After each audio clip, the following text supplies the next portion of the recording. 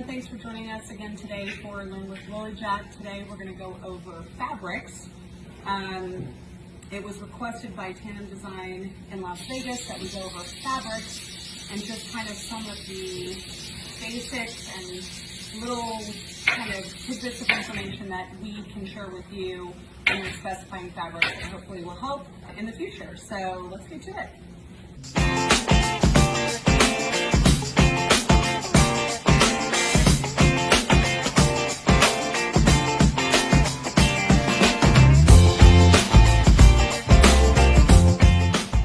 So the first thing I want to go over today is orientation of fabric, and there are two kind of verbiage in the industry. One is off the bolt and one is railroad. So I just want to go over that basic information. The way you're looking at the fabric right now is considered railroad, and if you're standing at the fabric or you're looking at the fabric from your perspective, the fabric can continue and go on and on as it goes down the railroad track, so to speak. So that's kind of where railroad came from. If I lift up the fabric this way, and you can imagine that this is a sofa or a chair, it can go all the way across the sofa in this direction with the linear pattern going vertical if it is railroaded, if the fabric is in fact run this direction. Sometimes though, the client may want the fabric and the lines to be horizontal.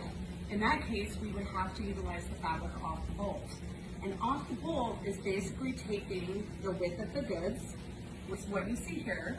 And if you wanted horizontal, the width of the goods are 54 inches wide. So we do need some dimension on the ends to be able to cut and sew and seam the fabric together. So you'd have about 48 to 50 inches of width to play with. But sometimes you might have a 6 foot or 7 foot sofa, and if you want to run it off the bolt, we would have to determine where the seams would go in order to do that. So again, this is off the bolt, which is basically the 54-inch wide goods coming off the bolt, rolling off, or a railroad, whereas you can imagine it's just long ways off the bolt, going down the railroad tracks, and it just continues forever. So I hope that was helpful, railroad versus off the bolt. So the next fabric I want to talk about is velvet, but really any fabric that has a little bit of what we call nap.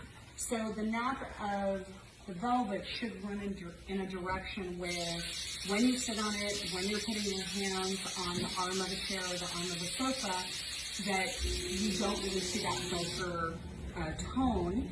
And we want to shift the fabric so that it looks the best from when you're standing and looking at the piece. So nap of the fabric is important, and again, if it's off the bolt, then it makes more sense to run it, then of course we need seams, or we can railroad it, which in this case I would recommend because there is no nap in the direction if we were to railroad it. So that is a little bit about nap and a little bit about velvet and some of the pieces that would have that change of tone or change of color due to that the touching of the fabric. So that's nap.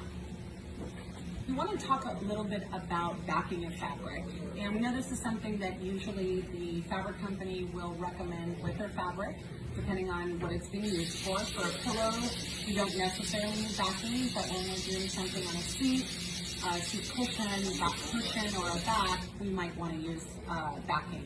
There are different types of backing. There might be a knit backing, there might be acrylic backing, there might be a thicker acrylic backing, or sometimes even a little bit of a Teflon kind of coating on the fabric. So it is important, the more that the fabric is an open weave and the more stretch it has, we will definitely need to put a backing on the fabric.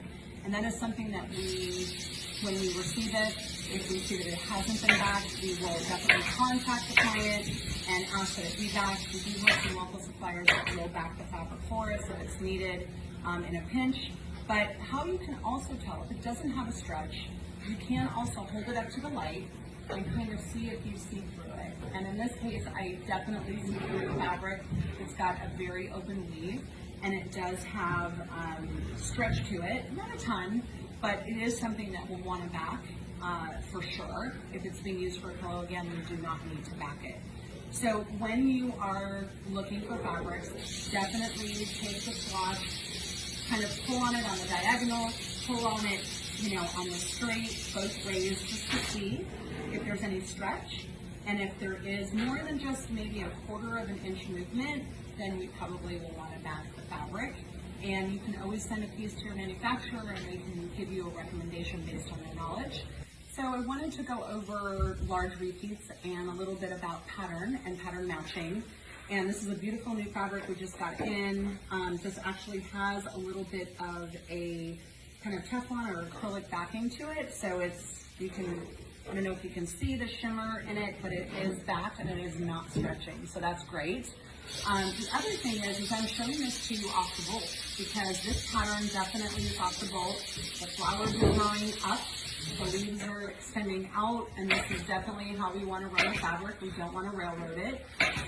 But the width of the fabric on the repeat will kind of determine a little bit based on what you're using it for, where we are going to center the pattern. So if you had a 22-inch pillow, we may have to pick a different center flower or something, maybe a butterfly or something to center the piece on so that we get the full width and the full pattern on the piece. And if it is the pattern match down an inside back, down a seat, down the front of the deck of, let's say, a sofa or a chair, we want to make sure that everything is lining up properly. And obviously, we would need to add extra fabric for that because we will have some waste and the yield will be less.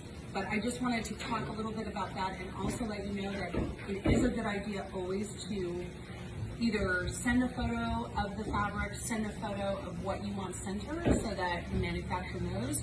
We try to always, when we get in a fabric like that, take a picture and ask, but it's always a good idea just to cover yourself and put that information into your site.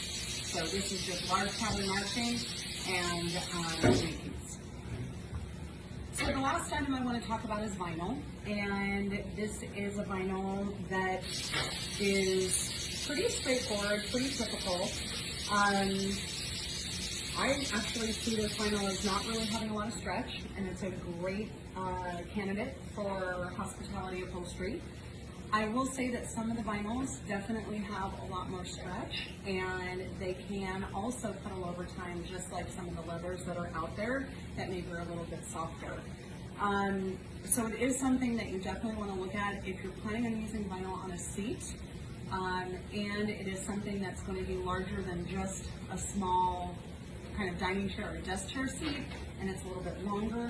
You want to definitely make sure that if you are going to use something that has a little bit of stretch, that the manufacturer offsets that with a firmer foam.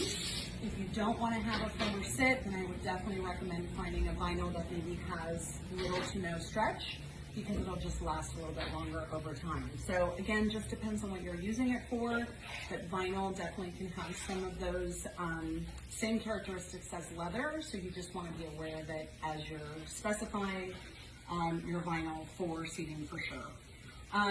So I think that kind of wraps it up. I hope I covered everything. If there's anything that I missed, please comment below, let us know, and we'll bring it up in one of our next room with Lily Jack. Hope you're all staying safe and healthy and strong, and we'll see you soon. Take care. Bye.